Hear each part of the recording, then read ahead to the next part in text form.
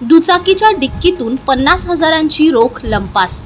CCTV 3 चोरटे कैद. यवतमाळ जिल्ह्यातील नेर शहरात युनियन बँकेसमोर उभ्या असलेल्या दुचाकीच्या डिक्कीतून 50,000 रुपये अज्ञात चोरट्यांनी लंपास केल्याची घटना घडली आहे. हा संपूर्ण प्रकार लगतच्या सीसीटीव्ही कॅमेऱ्यात कैद झाला असून त्यामध्ये 3 चोरटे स्पष्टपणे दिसत आहेत.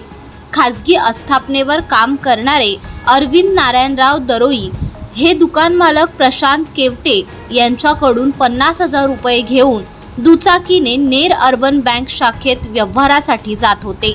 दरम्यान स्वाक्षरीसाठी फोन आल्याने ती युनियन बँकेत गेले. बँकेतील काम पूर्ण करून बाहेर आल्यानंतर त्यांनी दुचाकीची डिक्की उघडली असता त्यातील रोख रक्कम चोरीस गेल्याचे लक्षात आले.